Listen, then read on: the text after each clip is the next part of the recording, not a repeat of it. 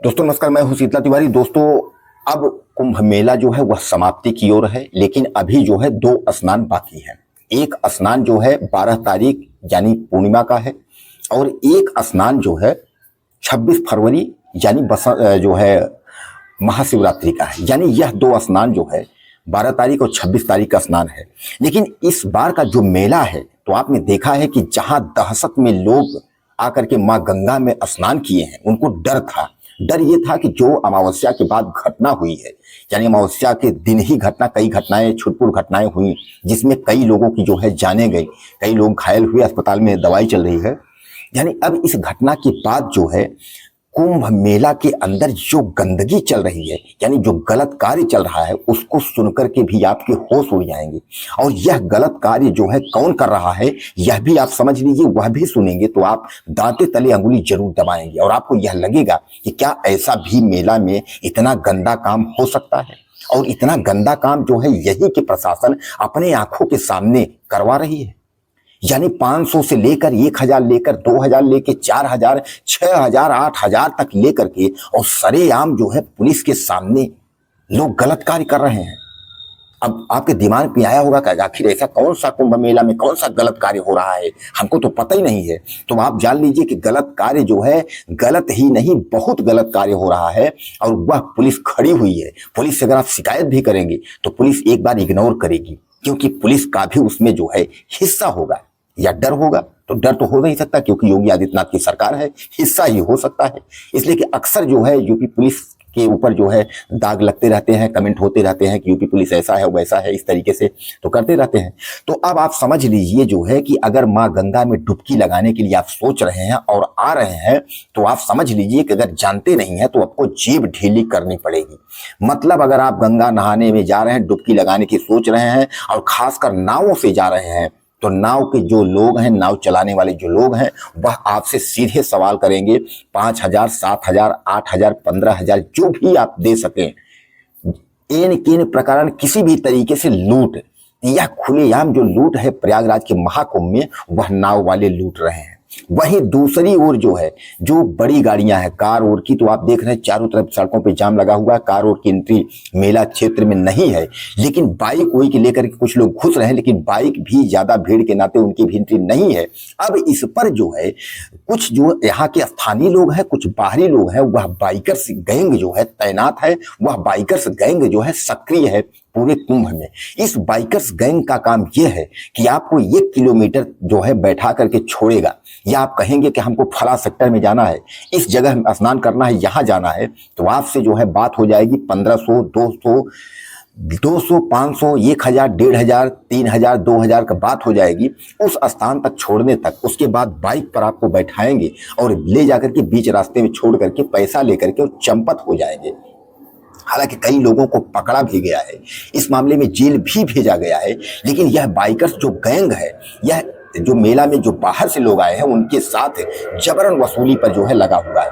और जब भी भीड़ थोड़ा बढ़ती है, सामान्य बात है, जो लोग बाहर से आ रहे हैं वह थोड़ा चल करके थक गए हैं, तो उनको जरूरत है कि 1-2 किलोमीटर कोई छोड़ दे। लोग 1-2 किलोमीटर छोड़ने का 1500 देने को तैयार भी है, लोग देते भी हैं 1500 दे करके किसी तरीके, क्योंकि उनको जो है इतने थके हुए हैं, उनको लगता है कि कोई हमें रिक्शा मिल जाए, कोई हमें जो मोटरसाइकिल मिल जाए। तो यह मोटरसाइकिल से लोग कमा रहे हैं। तो जहां एक और मोटरसाइकिल से सवारी ढो कर लोग 1500 रुपए जो है प्रति किलोमीटर ले रहे हैं, वहीं दूसरी ओर जो नाव वाले हैं वह जबरन वसूली कर रहे हैं। और नाव वालों की शिकायत अगर सामने अगर स्थानीय पुलिस से अगर आप करेंगे, तो स्थानीय पुलिस जो है वह चुप्पी साध लेगी। तब इसका मतलब आप क्या समझेंगे कि पुलिस ही करवा रही है। आखिर नाव वाले से इतना पुलिस को डर क्यों है, जबकि सरकारी रेट कुछ और है। जो सरकारी रेट है उसका कहीं कोई प्रयोग नहीं है। अब मेला की अगर हम महंगाई की बात कर ली, चाहे दूध हो चाहे सब्जी हो, वो तो सामान्य बात है, वो तो महंगा ही रहेगा। लेकिन जो सरकार दावे करती है कि महाकुंभ में जो है अमृत मिल रहा है, अमृत का ये 144 साल का योग बना हुआ है, तो कम से कम साहब ये तो ध्यान दीजिए कि भारत के कोने कोने से, देश विदेश से जो लोग आ रहे हैं उनको लूटने से तो बचाइए। इतना तो आप कर सकते हैं कि पुलिस जगह जगह एआई कैमरे सबमिट हैं, लगे हुए हैं, तो जगह जगह जैसे आप देखते हैं कहीं कोई बवाल नहीं, इतना सब कुछ कर रहे हैं, तो लोगों को लूटने से भी तो आप बचा सकते हैं। लेकिन दोस्तों यह कोई करने को तैयार नहीं है। हालांकि हम आपको बता दूं कि प्रयागराज का जो महाकुंभ है वह इस समय जो है जोरों पर है। और जोरों का मतलब आप समझ लीजिए अमावस्या से लेकर के जो है बराबर प्रयागराज में चारों तरफ भीड़ है, और भीड़ इस कदर है कि लोग जो है वह परेशान हैं। वहां जो है पैदल चलने की जगह नहीं है, किसी भी रोड में पैदल की आदमी जो है किसी भी सड़क में पैदल चल ले तो जहां ये कोई पैदल चलने के लिए लोग परेशान है तो गाड़ी उड़ी मोटर की तो बात ही छोड़ दीजिए। और भीड़ इस कदर आ रही है कि चारों तरफ से, इसलिए प्रयागराज की जो बॉर्डर है चारों तरफ से उनको कारों के लिए जो है आना मना हो गया। यह कहा जा रहा है कि पूर्णिमा यानी 12 तारीख तक आप जो है प्रयागराज में एंट्री न करें, लेकिन फिर भी जो है अमृत जो गिरा हुआ है यानी 144 साल बाद जो योग है उस अमृत स्नान अमृत पान करने के लिए लोग देश के कोने कोने और विदेशों से भी जो है यहाँ पहुंच रहे हैं। दोस्तों वैसे भी जो है कुछ साधु संत भी अपना कुचलने की बात कर देते हैं, कोई कुचल गया कोई कुछ हो गया, इस तरीके से जो है। और इसी में जो है सबसे बड़ी खबर भी आपके लिए ये है कि इतनी भीड़ को देखते हुए प्रयागराज का एक स्टेशन जो है वह बंद कर दिया गया है, जो प्रयागराज संगम। दरअसल प्रयागराज संगम जो है वह प्रयागराज जहां आप गंगा स्नान करने आते हैं उसी जो है दारागंज स्थित संगम स्टेशन है। ज्यादा भीड़ के नाते उस स्टेशन को जो है बंद कर दिया गया है पूर्णिमा तक के लिए, ताकि जो है इस भीड़ को जो है कन्वर्ट किया जाए। बाकी स्टेशन कई है, 8 स्टेशन 7 स्टेशन है, आप वहां से जाकर के गाड़ियां पकड़ सकते हैं। रामबाग जंक्शन, सुबेदारगंज और इधर प्रयागराज छौकी, उधर फाफामऊ, इस तरीके से जो स्टेशन है उन स्टेशनों पर आप जा सकते हैं और वहां जाने के बाद आप वहां से गाड़ियां पकड़ सकते हैं। बहरहाल 12 तारीख तक प्रयागराज की स्थिति जो है वह भीड़ से ही बराबर रहेगी। और वैसे भी जो है 12 तारीख को जो स्नान पूर्णिमा है उसके 2 दिन पहले ही गाड़ियों को फिर एक बार बंद कर दिया जाएगा, ताकि मेला क्षेत्र में ज्यादा भीड़ न हो। और 12 तारीख के कल्पवासी भी जो है वापस लौटना शुरू कर देंगे, वह भी वापस लौट करके अपने अपने घर जाएंगे। तब शायद ये है कि पूर्णिमा के कल्पवासी के जाने के बाद कुछ मेले में जो है गनीमत भीड़ की जो है कुछ धीरे धीरे करके होगा। उसके बाद अगला 26 तारीख को शिवरात्रि का स्नान है।